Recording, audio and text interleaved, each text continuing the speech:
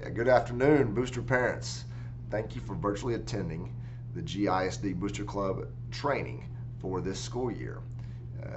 In order to operate, you will need to complete this training entirely, electronically initial and sign that you understand the GISD Booster Club requirements, submit the required information noted at the end of this presentation and in the GISD Booster Club guidelines that can be found on the GISD website.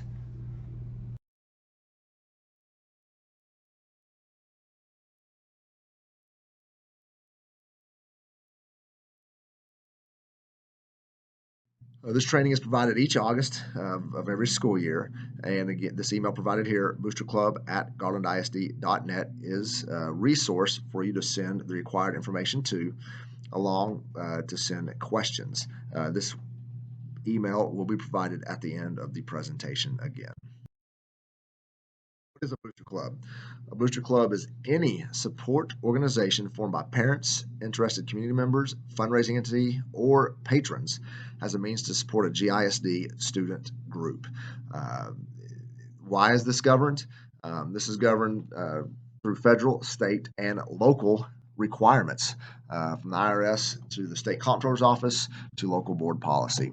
GASB 39 does require school districts to consider financial activities of all parent-teacher organizations, PTAs, booster clubs, foundations, and other fundraising entities for inclusion in the district's financial statements. Our district's financial statements are audited yearly and, as required, filed yearly. And so any group, those financial activities could be included into the district's financial statements. Also, as you can see here, CDC and CFC, legal and local, govern this, along with UIL, which we will discuss later in the training.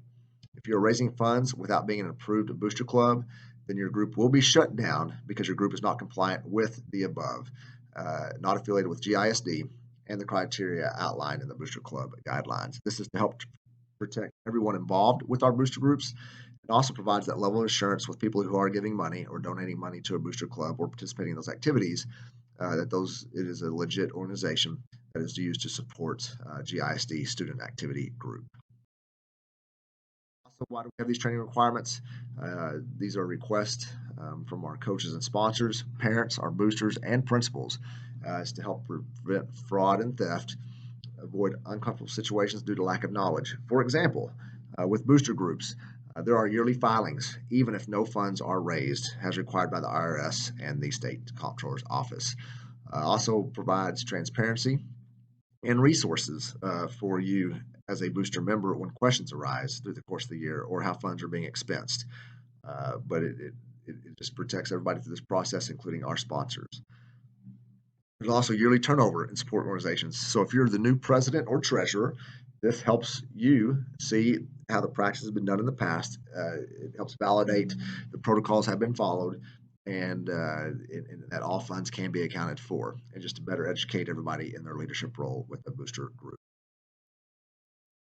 Also, we know as being involved in the booster club, you're asked to volunteer for these roles at times. You may not have sought this out. Somebody may have mentioned this to you. And so we want to help provide you some resources as you volunteer to serve in this role, just to help better educate you and also people who are involved with the booster club of what's required, because the IRS does look at entities as either being taxable or non-taxable. So we want to make sure you're set up the correct way. That way, when you're doing your yearly filings, paying a vendor, whatever that may be, that everything is done correctly, that protects you even 2-3 years from down the road when you're no longer the president or treasurer. Within this process, there are 3 types of years: a school year, a fiscal year, and calendar year. How this information is reported for booster groups.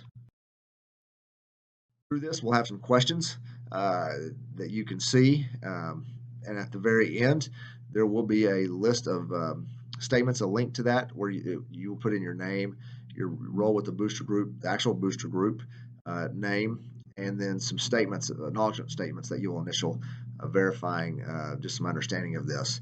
And then you'll submit that to the district along with the other required items that we will note at the end and on the district website.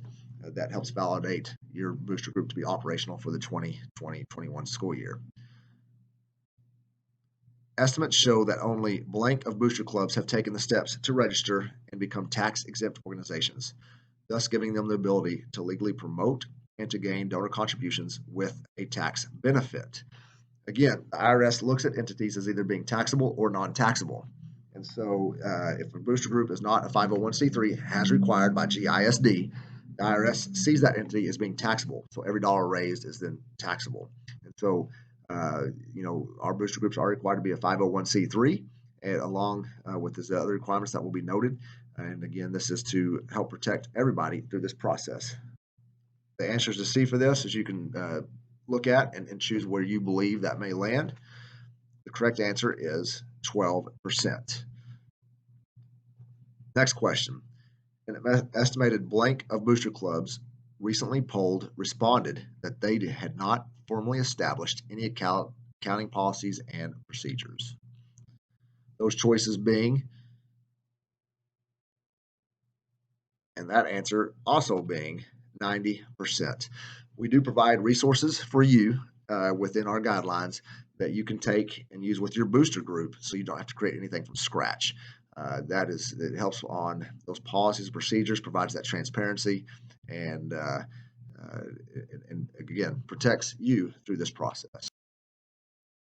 Club, you have to organize and function in a way that is consistent with the district's philosophy and objectives within the policies, and also in accordance with UIL regulations.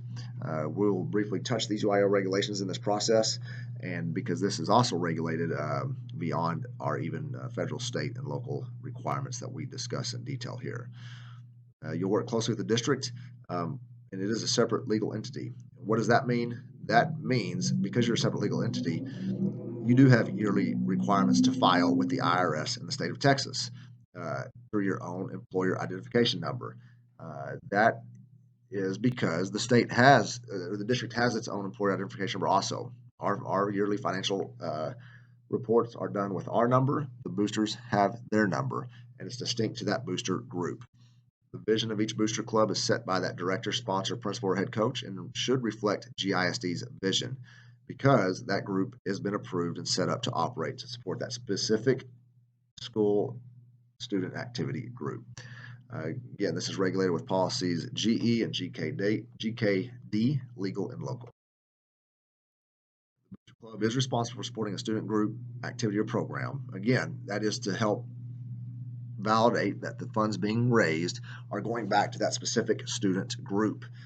Also, we'll discuss requirements on those funds and what they can and cannot be used for in some detail in this training. The booster clubs must always work collaboratively with the coach, sponsor, or principal, and employee of the district, because it is a partnership. And as we noted earlier, although booster clubs are separate legal entities, it's not independent. Again, what does this mean?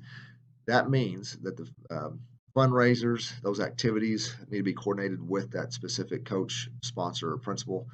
It also helps protect that the funds being raised for that intent can also be used for that intent when it is purchased for the district or donated to that student activity group, when I say district. You must maintain bylaws and current officers updated with the principals and or sponsor, and the terms of those bylaws should be based on the fiscal year for the booster organization. You want to make sure you do have, or we recommend that you do have adequate insurance coverage for activities conducted on school premises. This protects the officers of that booster group because the district insurance does not cover the booster organization because it is a separate entity of the district in their reporting purposes. It provides transparency for booster members, even stakeholders who may ask questions about funds or how they've been expensed and where they're at, and it helps meet the federal state scenario. My booster club can hold a bingo night. True or false? That answer is false. Although our booster groups can do many fundraising activities, the district cannot because of the type of organization, which is why we also need our booster groups, because they can raise funds in a way the district can't. But in regards to this, the Bingo Enabling Act imposes numerous restrictions on bingo operations. the Texas Lottery Commission is responsible for licensing and administrative enforcement of the BEA. So as you can see here, the groups that are allowed to have a bingo night, school districts and booster groups are not one of those organizations. For a booster group, it has to be voluntary and provide unified support for student activity, meaning members can't be forced to be members, and there cannot be various criteria to be a voting member. If you're an active member, you have the same opportunity as other active members of the booster group. It encourages involvement by all students' parents. Need to obtain a 501c3 federal exempt status, function in a way consistent with the district's guidelines, policies as applicable, and also you will want to make sure you're compliant with UIL regulations because booster operations can impact a UIL activity, and so those guidelines are in place, and we'll discuss those more shortly. UIL guidelines for roles of booster clubs. There are regulations in place from UIL for athletic boosters, academic boosters, and music boosters. You can refer to these on the district website. After looking at the UIL website, the best point of contact for questions, you always want to start with that campus sponsor or coach, because if it's a UIL regular activity, those coaches do get training on that from UIL and also receive those guidelines. The next best point of contact is that campus coordinator, whether that be the fine arts coordinator, CTE, or athletic coordinator for that campus, and then from there, the athletic department or fine arts department for the school district. Incorporating as a nonprofit. So each booster organization must register with the CFO office of the district. Again, we've highlighted GISD 39, which is noted here on this slide, and also the policies were noted prior. That is due to these requirements. The district is providing these supports and this training just to help make sure that our booster clubs and also for you who are volunteering the role you're in is protected as we go through this process through this school year, especially if you're new in this role. Those bylaws, the financial audit report, which we will also provide a resource for, GISD Booster Club checklist, which is also on our website and included in this presentation, and a confirmation statement are required to be submitted to the Business Services Division office each year. Booster clubs, again, required officers must be elected with 1 month from the formation date. We also highlight in the checklist how to organize a booster club because that also must be approved because we do not want conflicting booster clubs. We also help validate that there's enough members to sustain operations and that it can also help account for funds that are being raised. Legally, funds cannot be raised without being an approved booster club. This helps prevent fraud to the district. Also provides transparency that when funds are being donated using a district or student activity name, that those people who are donating funds know those funds are going to what they're donating them for. Websites and social media.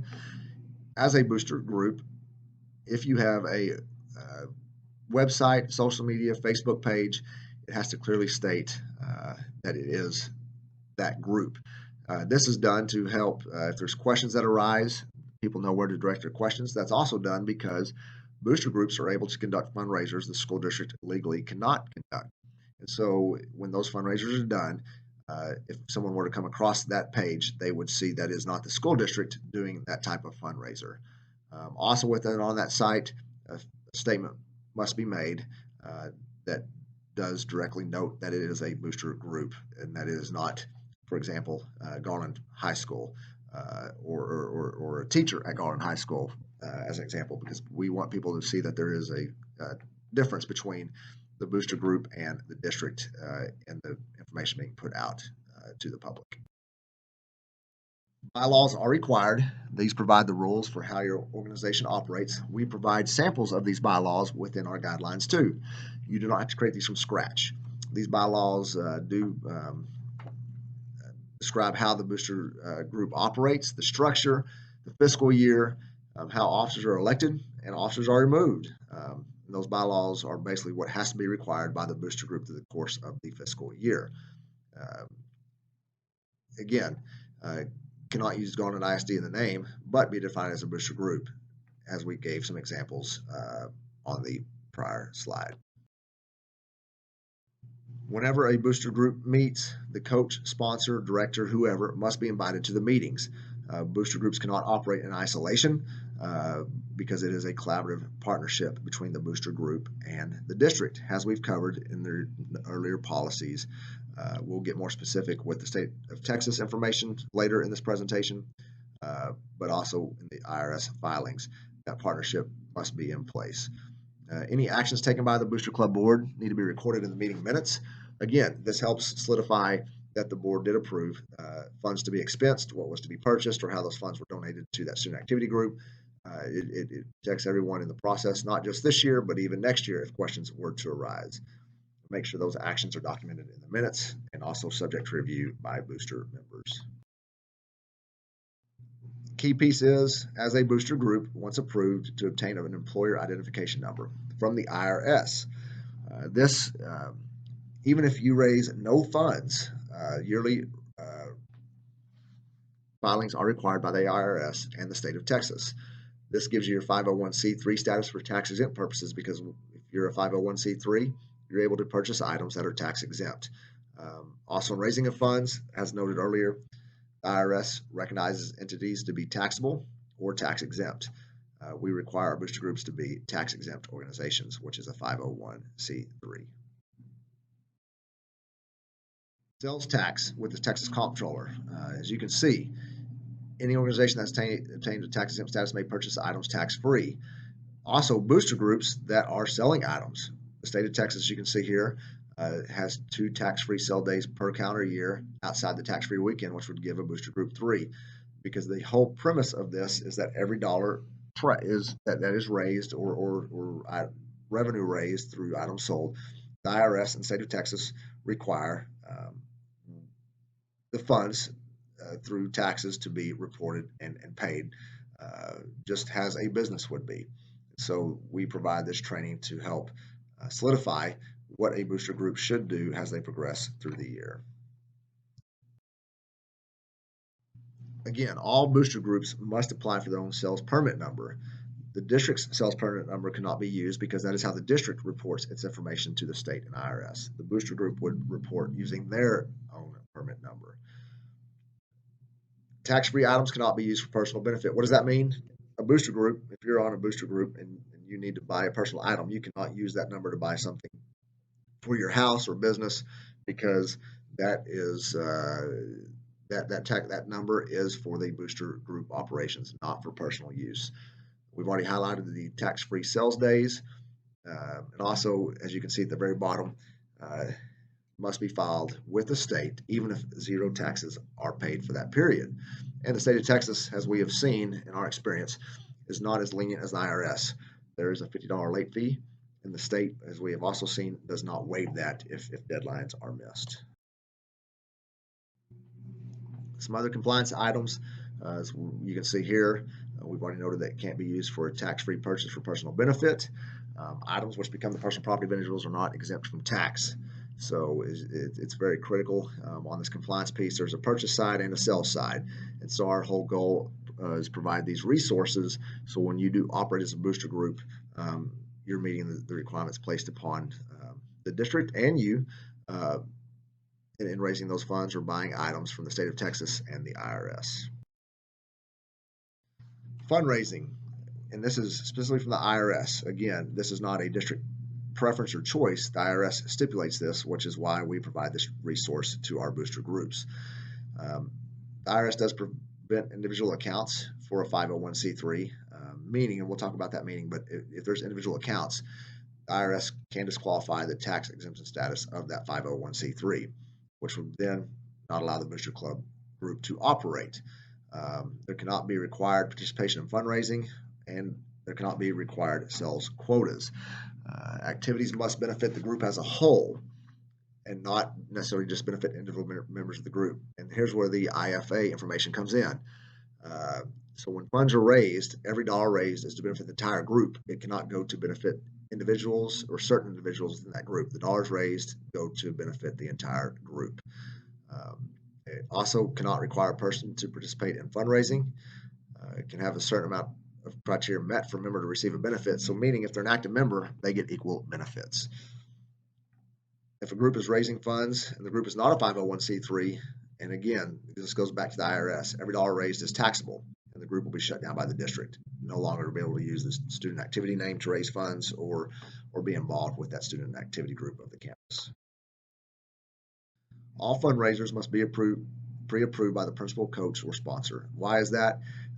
Because if you're out there raising funds, and an example would be you're raising funds to build a water park. Well, the district's not going to approve that. So we want to make sure what those funds are being raised for can actually be used for that intent. And that way, people who are participating in that fundraiser know that the dollars that were given or donated or used to buy an item will go to support that student activity group in the manner it was raised. You want to have internal controls to secure money collected from fundraising. We do provide resources in our guidelines that we'll highlight later that you can adjust to fit the needs for your booster group. And those funds cannot go to pay for salaries, adult meals, personal groceries, loans, and many more. Again, those dollars raised must go to support that student activity group. Bank accounts, as we've noted, booster group will have their own employer identification number. They cannot use the district's EIN number. And again, that is due to the district uses that EIN number to report our expenditures and our revenues, our information with the banks. The booster group would have their own bank account. We recommend that at least 2 officers be signers on checks. And for booster clubs, district employees cannot serve as treasurer or signer on the bank accounts if there's a conflict of interest. For example, if I'm an administrator of the district or a head football coach, I can't be the treasurer or president of a booster club or involved with that financial activity because of the power of influence I may carry into both roles. You want to make sure those bank statements are reconciled monthly because with funds, even if there's no funds being raised or expensed, it allows to see with the bank statement that actually did not occur. It also allows that actions taken to expense funds. It provides that transparency of how they were expensed and to that penny of what was done. All collections for fees, dues, and fundraising must be deposited upon receipt. Again, this is to protect the people who are raising those funds, that money does not disappear or go missing by accident, and helps keep those internal controls in place. We do recommend a disbursement voucher with attached receipts. It should be completed for all expenditures regardless of the amount. And having those itemized, again, this protects you and your role 1, 2, 3 years down the road, even if somebody were to ask what happened to those funds. That itemized receipt provides that detail and tracks to the penny of what has been done.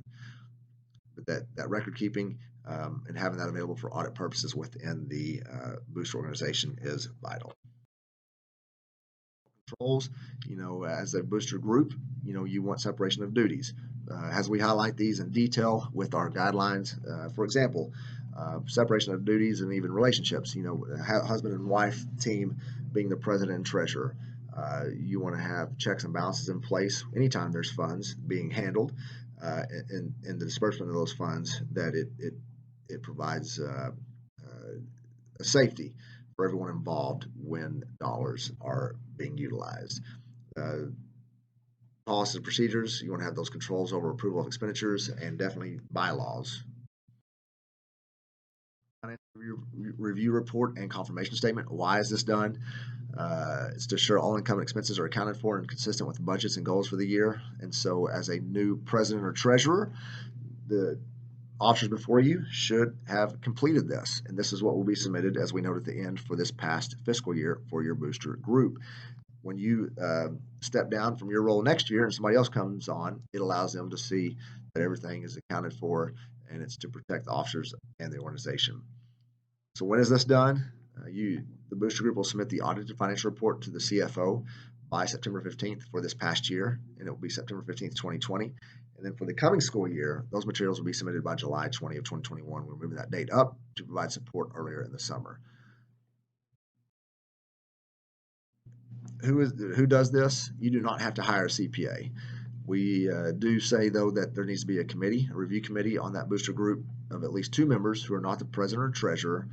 Again, this is to protect you, and that way these 2 members can see the statements, what's been done, and the activities of the financials, and that be signed off on for the next people coming into office. Booster clubs may not enter into any contracts on behalf of GISD. Again, GISD, if there's a contract with its name on it, we have more specified policies in place that are required to be met, and sometimes even required to be approved by the Board of Trustees. So contracts that are entered into with booster groups must have the booster organization's name on that contract, because if something were to occur, the terms of that contract are between the booster group and that vendor. Scenario: my booster club can charge a required fee that all students must pay, true or false? That answer is false. A booster club cannot require members or students to fundraise or raise a certain amount. For example, a student's ability to attend a trip cannot be based on raising a certain amount of money. It's an opportunity to generate revenue for that booster group as a group, not individuals. As we noted earlier, the IRS prevents individual fundraising accounts. So therefore, revenues raised shall be recorded in a group account, while all members or students have the same opportunity to benefit equally from revenues. If your club is using these individual accounts, please discontinue this practice immediately. And per the IRS, this can qualify the 501c3 status. And just a reminder, GISD employees are not allowed to serve in the capacity of a booster or parent organization if it conflicts with their role in the district. And again, for example, if I'm the head basketball coach at Rowlett High School, I cannot be the treasurer of the Rowlett Basketball Booster Club or the president. Reminders, the IRS does stipulate this, that a member who does not participate in a fundraiser would be entitled to the same benefits as those members who did participate. So for example, we cannot charge, or the booster group cannot charge, an amount of money to be a voting member. Active members get the same benefits as other active members. Booster groups may donate money or merchandise to the school with prior approval of the sponsor principal. Again, this is governed in the policies that were covered earlier in this presentation, and it is a violation of booster groups to give cash to GISD employees and or GISD students. Now, list. This is also on our website, but it's just a condensed version of the guidelines. That it's a step-by-step of what booster groups must do. Form a booster group with district approval must have a minimum of 8 members. This allows that sustainability, because oftentimes what we have seen, and not just here, in other districts, if a booster group forms with 2 members, there's not a way to sustain that booster group year after year. It also protects those revenues that have been raised to remain with that booster group year after year in that sustainability. And once the year starts, groups are allowed to form during the school year. That time would be now. Booster groups are not allowed to form at elementary and middle schools unless there's already an existing middle school booster club in operation. You'll need to complete the appropriate paperwork and submit to the district. Now we will get into the steps of this checklist. In the checklist, we do have the resources provided that can be completed. But step 1, you provide the district's appropriate sponsor principal with a list of booster club officers at the beginning of each school year and those officers that are in charge. Step 2, the booster club's official mailing address. School facilities may not be equipped to handle booster club email. That's also done to provide, since the booster group has a separate reporting entity to the IRS and the state comptroller's office, you want to have that official booster club mailing address, city, state, and zip code. And fundraisers. The booster club should consider purchasing a general liability policy, because the district's policy does not cover booster members or those officers. Neither the booster club nor officers are covered under GISD's liability insurance. And so again, if you're into a contract or something were to happen, that being a separate legal entity, the district's insurance does not cover booster groups. All fundraising activities shall be pre-approved by the principal. And number 5, since a booster group is a 501c3, as you can see here, funds raised must benefit the entire group. One member or student should not receive a larger benefit from fundraising than another. In addition, if a member or student chooses to not participate in the fundraiser, then that person still receives an equal benefit from revenues generated. Bank accounts used by the booster club include the bank name and account number. Again, no personal bank accounts, and district bank accounts cannot be used. And that bank account name and number must be tied to that booster club that is approved by the district and how it was submitted to the IRS. Determine the identification number used for the bank accounts. The booster's EIN should be used. Do not use individual social security numbers and do not use the district's EIN. Again, the IRS recognizes entities as being taxable or tax exempt. And so if you're using your social security number, that is a taxable, that is looked at as income per the IRS. And we do not allow our booster groups to use individual bank accounts to raise funds or track funds. They must be in the booster group's name. Make sure the update and authorize signers on your bank accounts as officers change. It's highly recommended, just to protect those funds that are raised, that all checks issued require 2 signatures, those being of the officers. Determine whether your organization is in good standing with the IRS by searching the following link. Again, if your booster group has been an active group and those yearly filings are taking place, the IRS on its website does list tax exempt organizations, and that can be validated. Again, as a district, as we approve these, we will list the approved booster groups on our website. And these are the groups that are allowed to operate in GISD. As noted, 501c3 groups are not automatically exempt from tax. You want to search to make sure you're in good standing with the Texas Comptroller's Office or apply for exemption with Texas Comptroller's Office. Number 11, file the booster club's Texas sales tax report, and that is required. The Texas Comptroller's Office determines how often the report needs to be filed, and this can also change, but that is a yearly requirement that must be done based on the time frame outlined by the Comptroller's Office. Make sure a treasury report is at every meeting. That includes the general membership, but that helps protect you as the treasurer, and we do provide that guidance and resource within our guidelines manual.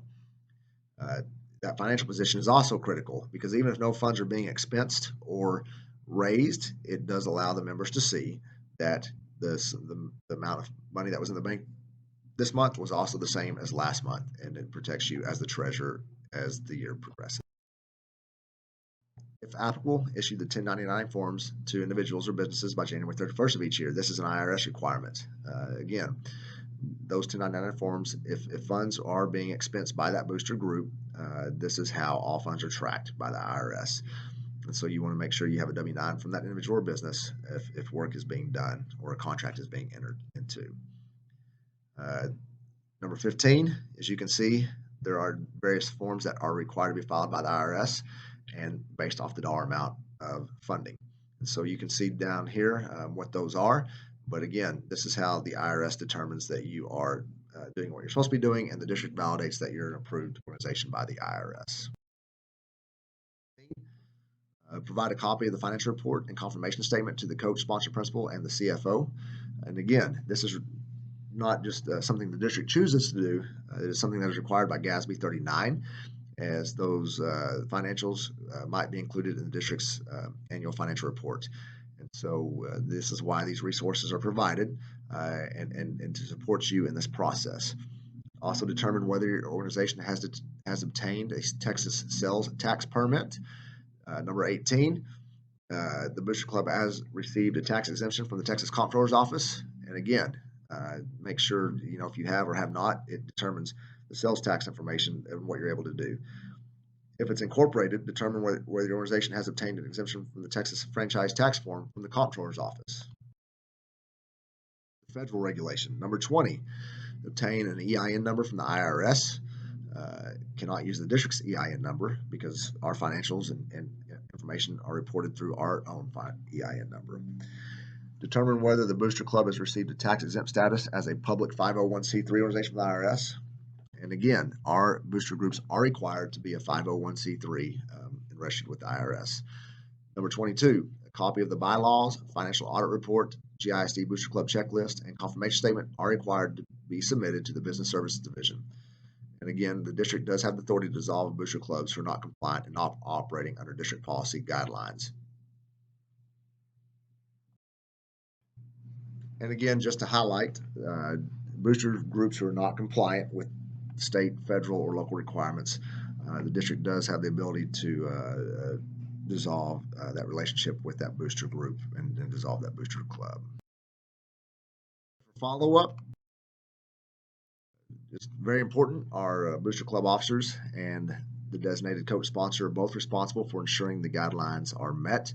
and also along with UIL, that is to protect those UIL program activities, and also with the state and federal regulations that are placed upon us in this working relationship. Again, regarding holding an officer position with a booster club or any school-related nonprofit entity, district employee in that supervisory role, whether that be an administrative role or a coach's role or a fine arts role specific to that organization, cannot hold an officer position in that booster club. So, for example, a football coach at the high school cannot hold an officer position for that football booster group. Another scenario: as a booster club, we are able to hold a charitable raffle. True or false?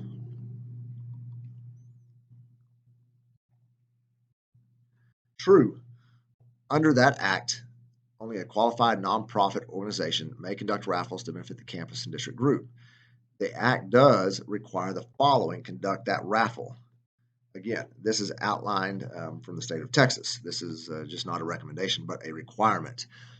Two raffles are allowed per calendar year. And again, as we noted earlier, there are various types of year, from fiscal to tax year to calendar year. When a raffle is done under that act, there are 5 items that must be printed on each ticket. And as you can see those here. Also, cash prizes are strictly prohibited. Oversight and controls. Sponsors, meaning the school employees, cannot collect and deposit cash for booster groups, as then it becomes a district operation and the sponsor will be required to follow GISD cash management protocols. So that is the separation in roles. Expenditures must occur in a manner that's consistent with the boosters bylaws. As the treasurer, if you're that person, providing that financial report at each meeting, even if no funds are being raised or expensed. This just allows the group to see that the money is still there and the accounts reflect what was shown in the prior month. Debit credit cards should not be used because that disbursement of funds is greatly weakened. This just protects those officers and how those funds are expensed and can be accounted for when they are dispersed through an expense at that point in time. What is a properly set up booster club? Make sure you follow the provided checklist, which is available on the website to assist in guidance. As a reminder, a copy of the bylaws, the financial audit report for 2020-2021, the GISD Booster Club checklist, the confirmation statement, and complete the electronic acknowledgement and information for validation of training are required to be submitted to the Business Services Division office in order to operate for the school year. Failure to complete this training and failure to submit required documents to Booster Club at garlandisd.net will result in the Booster Club being dissolved in October of this year.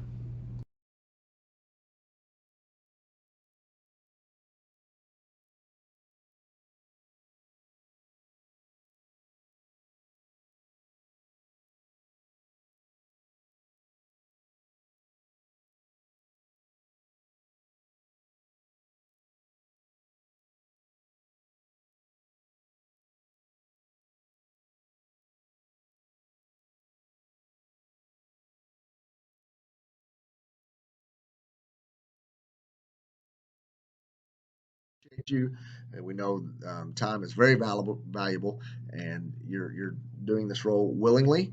And any questions or comments, please submit your questions in the Google form in that link provided below this presentation. We do already have an FAQ sheet that is out there that may answer some of your questions. If we do not, and we will add your questions to that FAQ and load it to that website. Also, you may email questions to boosterclub@garlandisd.net. And a lot of guidance can be found in the Garland ISD Booster Club manual and on the Booster Club checklist. We try to condense much information into that checklist to just outline step by step what must be done. But we do appreciate you, and we look forward to another great school year. Thank you.